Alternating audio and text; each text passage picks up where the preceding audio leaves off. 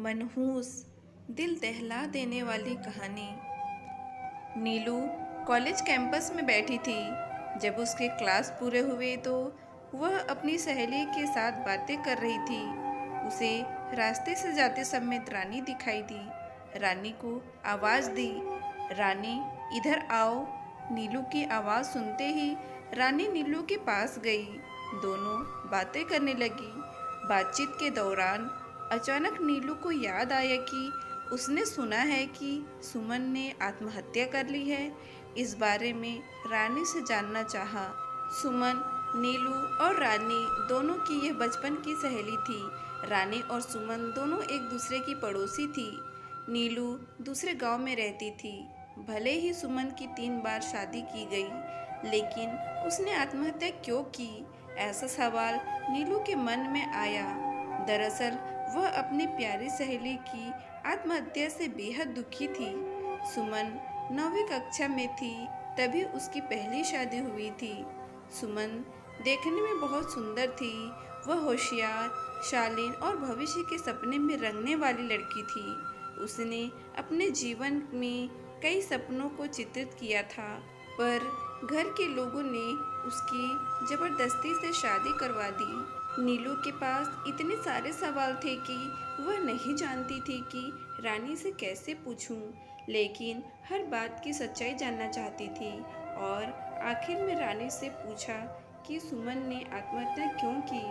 एक क्षण के लिए रानी चुप हो गई। जल्दी से उसके मुंह से शब्द नहीं निकल रहे थे। उसने गहरी सांस ली और बोलना शुरू किया। 3 साल पहले सुमन की शादी कबीर नाम के शख्स से हुई थी। वास्तव में उसकी बहुत अच्छी गृहस्थी चल रही थी। दोनों एक दूसरे से प्यार करने लगे थे। जब भी यह दोनों साथ में बाहर जाते तो सभी कपल इनसे जलते थे। कबीर और उसके परिवार के सभी सदस्य अच्छे स्वभाव के थे। जैसा उसने सपनों में जोड़ीदार सोचा था, वैसा ही उसे अपना पार्टनर मिला था। उसके घर की स्थिति मध्यम थी। कबीर का एक छोटा सा होटल था। उसमें से उसके सारे खर्चे बांट देने के बाद कुछ पैसे बच जाते थे। घर की हालत बहुत साफ सुथरी थी। एक दिन वह होटल से घर बाइक पर आ रहा था। एक बड़ी कार से उसका बहुत बड़ा एक्सीडेंट हो गया और इसमें उसे काफ़ी चोटें आईं। हादसे के बाद उसे अस्पताल ले जाया गया, लेकिन सिर में गंभीर चोट लगने के कारण इलाज के दौरान उसकी मौत हो गई। सुमन को बहुत दुख हुआ, लेकिन उसके ससुराल वालों को गलतफहमी थी कि कबीर की दुर्घटना सुमन की वजह से हुई। वह अपशकुनी है, ऐसा उनको लगता था। उनमें से कोई भी उसे समझ नहीं पाया। कबीर के जाने के बाद कुछ दिनों के भीतर ही सुमन को घर से निकाल दिया गया। उसे घर से बाहर निकालने के बाद वह मायके गई और कुछ दिन मायके में ही रही, लेकिन आसपास पड़ोसियों में चर्चा हो गई तो उसके माता पिता फिर से उसके लिए रिश्ता ढूंढने लग गए। जब वह बाहर निकलती थी तो लोग हमेशा उसे ताना मारते थे। इस वजह से सभी बहुत परेशान हुए। ऐसे में उन्होंने जल्दी जल्दी में अमोल से शादी करवा दी। अमोल बहुत बुरा आदमी था।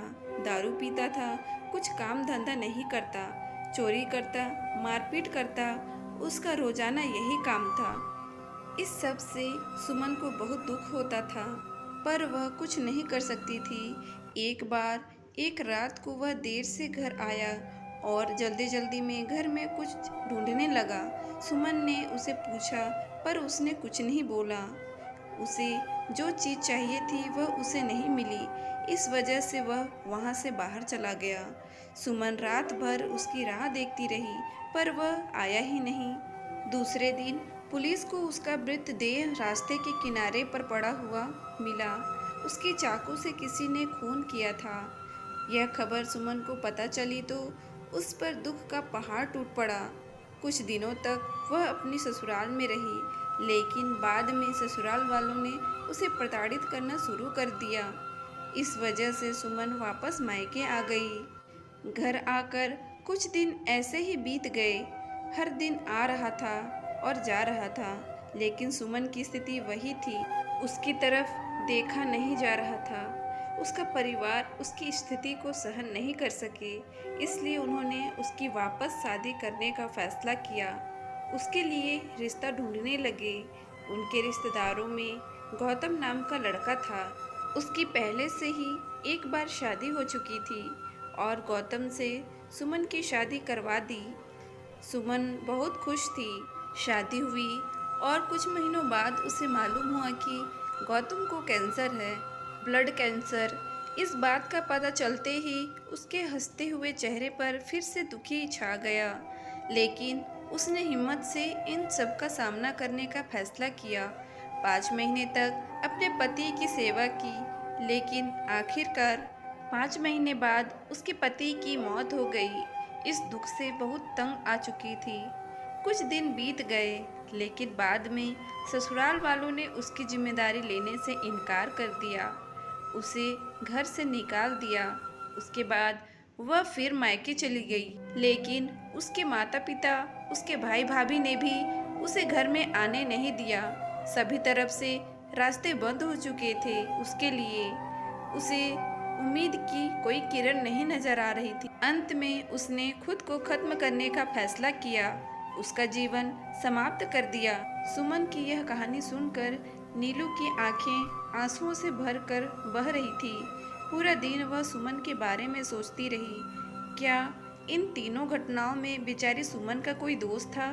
क्या उसके माँ बाप को सिर्फ उसकी शादी कर उसे हर बार किसी के पास भेज देना सही था? वो उसे अपने पैरों पर खड़ा करने की कोशिश भी कर सकते थे।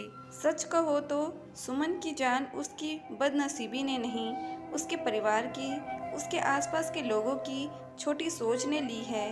वो बेचारी मनहूस नहीं, बदनसीब थी, क्योंकि उसके आसपास ऐसे सोच रखने वाले लोग थे। तो दोस्तों, इस कहानी से आपको क्या सीख मिली हमें कमेंट बॉक्स पर ज़रूर बताएं और इसी तरह की स्टोरी वीडियो पाने के लिए हमारे इस चैनल को लाइक करें, शेयर करें एंड सब्सक्राइब करें। Thank you.